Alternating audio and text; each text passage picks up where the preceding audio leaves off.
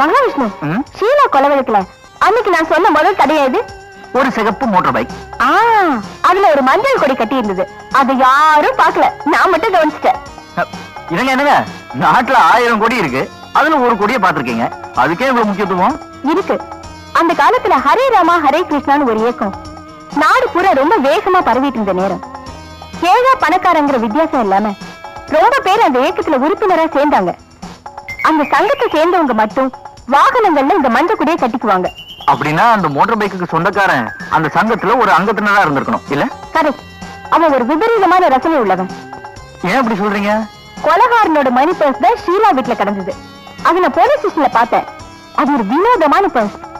விதவிதமான பர்ஸ நான் பார்த்திருக்கேன், ஆனா இந்த வினோதமான பர்ஸ நான் பார்த்ததே இல்லையே. சாதாரண ஒரு பர்ஸை எதுல செய்வாங்க? தோல்ல. என்ன தோல்ல செய்வாங்க?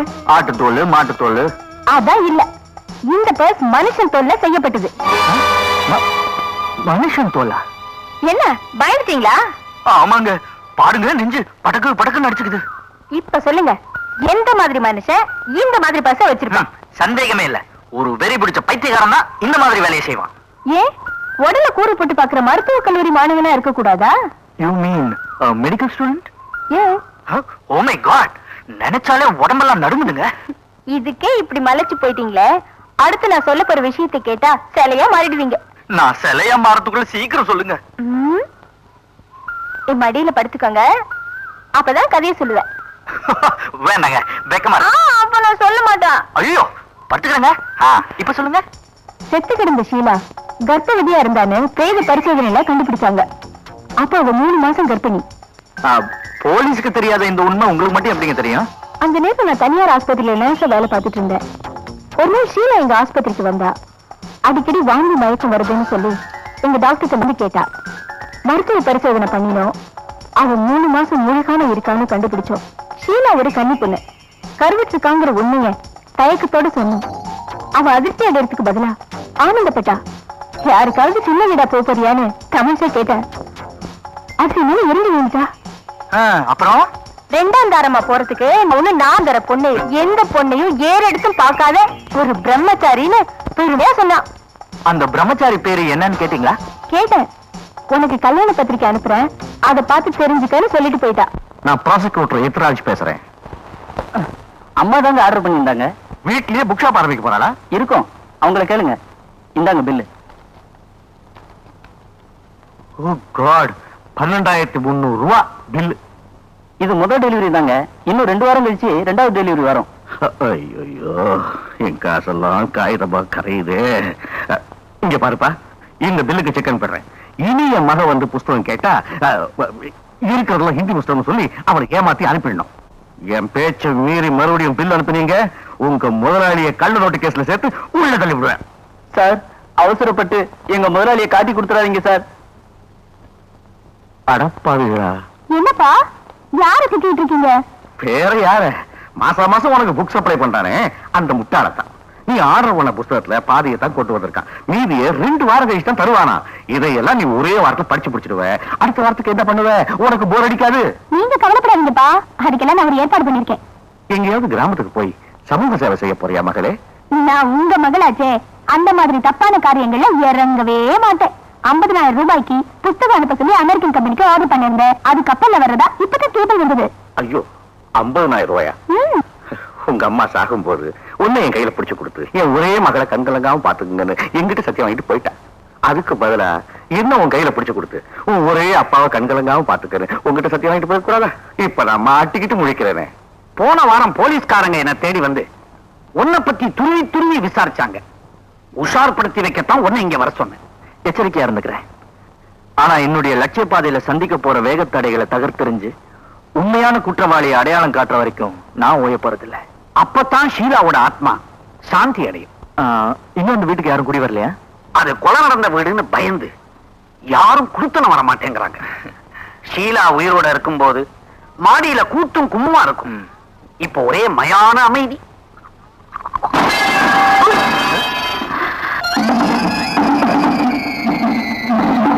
என்ன சார், மாடி வீடு காலியா இருக்குன்னு இப்பதானே சொன்னீங்க? தம்பி, நான் குடிக்கிற விஸ்கி மேல சத்தியமா சொல்றேன், மாடியில யாரும் இல்ல. ஆள் நடமாட்டம் கேக்குதே. அதானே எனக்கும் புரியல. ஒருவேளை ஷீலாவுடைய ஆவி ரெஸ்ட் எடுக்க வந்திருக்கும் நினைக்கிறேன். நீ இங்கே இரு, நான் போய் மேல பார்த்துட்டு வந்துடுறேன். ஆவியை தனியா சந்திக்க போறேன். எங்களுக்குள்ள மோதல் ஏற்பட்டாலும் ஏற்படலாம். விசில் அடிச்சா உடனே வந்துரு.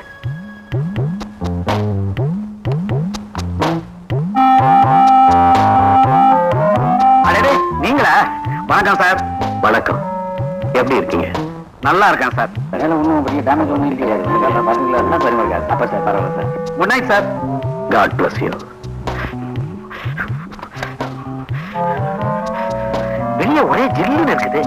வாயை திறந்தா வார்த்தைக்கு பதிலா ஐஸா கொட்டுது. யார் சார் அது? மாடியில சட்டத்தை கலப்பினது வேற யாரும் இல்ல, இந்த கட்டடத்துக்கு சொந்தக்காரரு. நேத்து புயல் அடிச்சது இல்லையா, ரொம்ப நாளா பூட்டி கிடந்த வீடாச்சே, உள்ள ஏதாவது சேதம் ஆயிருக்குமோன்னு பார்த்துட்டு போக வந்தாராம். அப்படியா? வணக்கம் சார். அடேடே, நீயா? இரும்பு அடிக்கிற இடத்துல ஈக்கு என்ன வேலை? ஒரு சின்ன தகவல் தெரிஞ்சுட்டு போலான்னு வந்தேன். அது எந்த குவார்டர் தகவல்? ஃபுல்லாவே கழு தர்றேன். நீங்க குடியிருக்கிற பலமாடி கட்டடத்துக்கு சொந்தக்காரர் யாரு? அன்னைக்கு ராத்திரி நான் அவரோட பேசிக்கிட்டு இருந்தப்போ நீதான் கேட்டுக்கிட்டு இருந்தியே, அவர்தான். அவர் தானே? யாரு? கொடைவள்ளல் பிரபுதாஸ். பிரபுதாஸ்? ஆமா. எதுக்கு அவரை பத்தி இப்ப கேக்குற?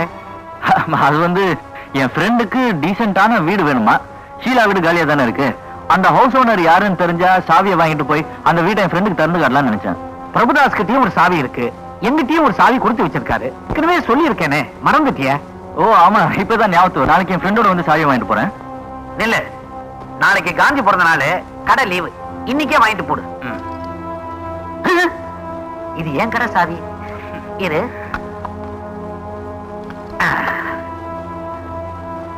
குடுத்தனக்காரங்களுடைய குறைகளை கேட்கிற சாக்குல பிரபுதாஸ் அடிக்கடி ஷீலா வீட்டுக்கு போயிருக்கணும். அந்த சந்தர்ப்பங்கள்ல நெருக்கமான பழக்கம் ஏற்பட்டிருக்கும். ஏது நிலையில பிரபுதாஸ் அவளை கொலை பண்ணிருக்கணும். வெளி உலகத்துக்கு பெரிய மனுஷனா வேஷம் போடுறவங்களுடைய வீட்டு பீரோவை திறந்து பாத்தீங்கன்னா நிறைய எலும்பு கூடுகள் இருக்கும். வள்ளல் பிரபுதாசுடைய பின்னணியை கண்டுபிடிச்சிட்டா அவனுடைய வள்ளல் வெளிச்சத்துக்கு வந்துடும். அது ரொம்ப சுலபம். எங்க லைப்ரரியில இவர்கள் பிரபலமானவர்கள்ங்கிற தலைப்புல ஒரு புத்தகம் இருக்கு. அதுல முக்கியமான புள்ளிகளுடைய வாழ்க்கை வரலாறு அடங்கி இருக்கு. அத புரட்டி பார்த்தா பிரபுதாசுடைய பொய்முகம் தெரிஞ்சிடும். நீ கொண்டான், ஏழுமலை, பரமசிவன், பிச்சை கண்ணு, பிரபுதாஸ். கண்டுபிடிச்சேன். சீக்கிரம் படி. இவர் காலம் சென்ற தர்மதாசின் ஒரே வாரிசு. உடல்நலக் குறைவு காரணமாக படிப்பை பாதியிலேயே நிறுத்திவிட்ட மருத்துவக் கல்லூரி மாணவன். இந்தியாவிலும் சிங்கப்பூரிலும் இவருக்கு நிறைய சொத்துக்கள் இருக்கின்றன. இவர் ஒரு விளையாட்டு வீரர். குறிப்பாக பல தடவை மோட்டார் பைக் பந்தயங்களில் கலந்து கொண்டு முதற் பரிசை தட்டிச் சென்றிருக்கிறார். ஹரே ராம ஹரே கிருஷ்ண இயக்கத்தில் ஈடுபாடு உள்ளவர். அதில் சில காலம் தீவிர அங்கத்தினராக செயல்பட்டவர். இடது கை பழக்கம் உள்ள இவர் ஏழை எளியவர்களுக்காக தர்ம காரியங்கள் செய்து வருகிறார். Good evening madam. Public prosecutor Ethiraj கிழிச்சு கட்டுரை எழுதிட்டு வந்திருக்கேன். மேடம், இதுல ஒரு வேடிக்கை என்ன தெரியுமா? நான் தான் வைரிங்கிறது எங்க அப்பாவுக்கு தெரியாது. இப்ப தெரிஞ்சிருக்கும். நீங்க ஒண்ணு, அவர் என்ன முதுகு பின்னாடியே நிக்கிறாரு தெரிஞ்சுக்கிறதுக்கு. வாசிக்கிறேன், கேளுங்க. ராதா, பகல்ல பக்கம் பார்த்து பேசணும்னு ஒரு பழமொழி இருக்கு. ஆமா, எதுக்கு ஒரு தடவை நாலா பக்கமும் பார்த்துட்டு படி. திரும்பி பாக்குற பழக்கம் எங்க பரம்பரையிலே கிடையாது. வேணும்னா எங்க அப்பாவை போன் பண்ணி கேளுங்க. தேவையே இல்ல, கூப்பிடுற தூரத்துல தான் இருக்காரு, நேரடியாவே கேட்டுக்கலாம். என்னது?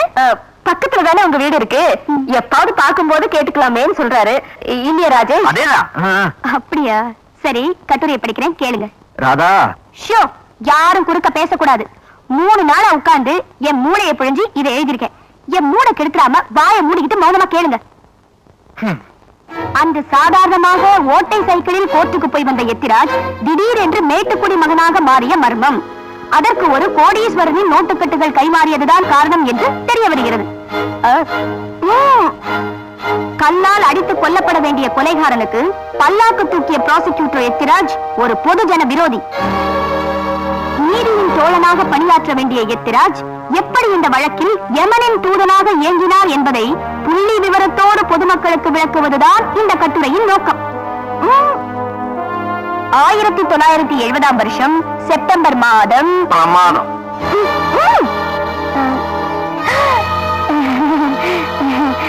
அப்ப உன் பாஷையில நான் சித்திரகுப்தன்.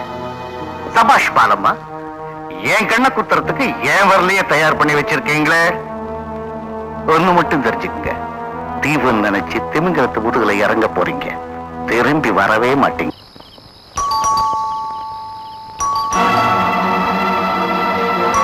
ராஜேஷ் தம்பியா தான் இருக்கும், போய் கதை தரங்க. நாங்க சொல்லி கொடுத்தபடி நடந்துக்கிறோம், ஜாக்கிரதை. கதவு தர. ஆமா போய். நேத்து பசங்க எனக்கு பாடம் நடத்துறாங்க. உங்க போன் வந்ததும் பதறிட்டேன், ஏதோ ஆபத்துல மாட்டிக்கிட்டீங்களோன்னு பயந்துட்டேன். உங்களை நேர்ல பார்த்த பிறகுதான் மன நிம்மதியா இருக்கு. எதுக்கு இவ்வளவு அவசரமா கூப்பிட்டீங்க? நான் கூப்பிடல, கூப்பிட சொன்னாங்க.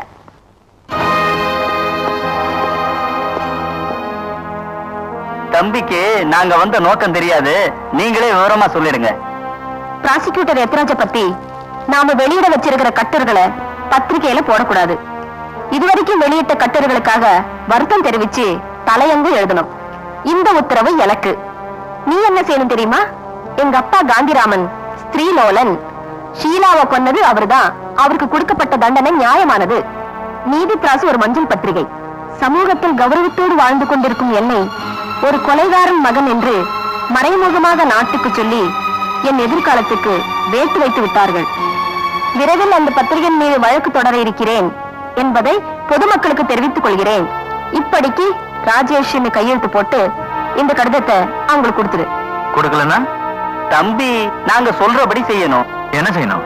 கெடுகிடுப்பான விஷயம்தான். அம்மா கொஞ்சம் எழுந்துருங்க. தம்பி அம்மா பக்கத்துல போங்க, அவங்க முந்தானே எப்படிங்க?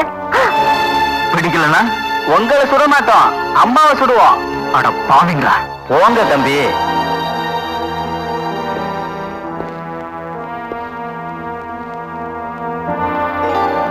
வெரி குட் தம்பி. பாலமா, நீங்க என்ன பண்றீங்க? தட்டமாலை சுத்துற மாதிரி சுத்திக்கினே போறீங்க. Shut up. உயிர் போனாலும் நான் இதுக்கு சம்மதிக்க மாட்டேன். சுத்தல சுடுவோம். தாராளமா என்ன சுட்டு பொசுக்குங்க. உங்களை சுட மாட்டோம், தம்பியை சுடுவோம். நான் சாக தயாரா இருக்கேன். அம்மா நீங்க சுத்தாதீங்க. உன்னை எடுக்க நான் தயாரா இல்ல. ராஸ்கல்.